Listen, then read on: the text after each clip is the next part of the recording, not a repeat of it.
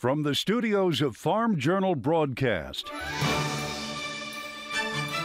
this is U.S. Farm Report. Welcome to U.S. Farm Report this weekend. I'm Tyne Morgan, and here's what's in store over the next 60 minutes. A historic win. It's the most major political comeback for anyone, I'm talking about Trump here, in the history of the United States. Buoyed by the rural vote, what a Trump presidency could mean for farmers. Also, we think perhaps 100% bonus depreciation might be coming back for farmers when they buy equipment or buildings. As ag braces for the possible impact on trade, the market's also watching USDA's latest changes in WASDE. We will break down the report. And a love for woodworking that grew into so much more. I had no shop, no tools, no money, so I began making little buildings out of matchsticks.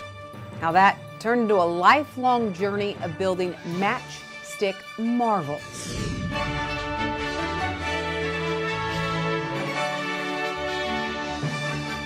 Now for the news. Donald Trump has secured a second term in the White House. Mr. Trump obtaining wins in key battleground states over Democratic challenger Vice President Kamala Harris. He becomes the second person in U.S. history to win two non-consecutive terms as commander-in-chief. But Republicans also made gains in Congress after the GOP secured enough seats to take control of the Senate. America has given us an unprecedented and powerful mandate.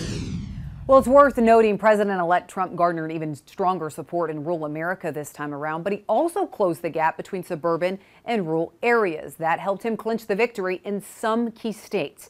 I had the chance to speak to David Wasserman, editor and elections analyst for the Cook Political Report. He told me Trump's win was not unexpected. However, his success in white-collar suburbs did mark a significant departation from previous election trends. He also says the traditional growing gap between suburban and rural America did not materialize as expected this presidential election. Well, I think what we learned was that this is a cost of living election, and it's really hard for the incumbent party, no matter whether you're running someone who's 82 or 59, to win another term in the White House if people are paying 20% more for groceries than they were 4 years ago, if they're having a harder time obtaining a car or a home loan. And there's no doubt that Kamala Harris had a successful launch and debate in the wake of Biden's withdrawal, and yet she was unable to answer the basic question of how she would govern the country differently from Biden.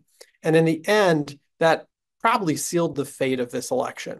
I will have much more on the outcome of the election and how it could impact farmers and ranchers coming up in our next half hour.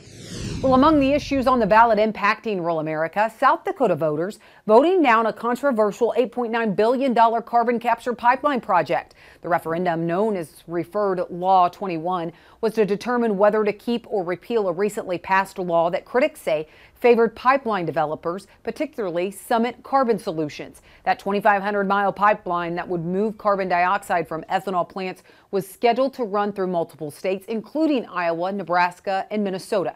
Summit insisted it would continue pursuing the project regardless of the vote outcome. And in neighboring North Dakota, residents voted no to Measure 4. It would have ended certain types of property tax in the state. Critics have said such a law would have led to dramatic cuts in state services, with one state panel estimating the cost at replacing lost property tax revenue at more than $3 billion every 2 years. Supporters of the plan believe the property tax infringes on their private property rights. And in Denver, Colorado, voters rejected Ordinance 309, which would have banned slaughterhouses in the city. Denver is a hub of lamb processing for the state and the nation. It represents up to 20% of U.S. lamb harvest capacity, and those opposed to the ban say it put jobs at stake and at least $215 million in economic benefits. Well, the official harvest prices for federal crop insurance were just released by the Risk Management Agency. These are based on the average prices during October and came in well below 2023 and the base prices set back in February. For corn, the harvest price is $4.16 a bushel versus the base price of $4.66, so a drop of 50 cents. And for soybeans, the harvest price averaged $10.03 versus the base price of $11.55, a sharp $1.52 drop. Winter making a blunt arrival to the plains. So we'll have a check of your weather coming up next. U.S. Farm Report is brought to you by Pioneer. Ben's bins, please hold. Yeah, Ben's has been busy all day.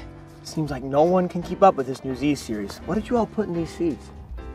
Science.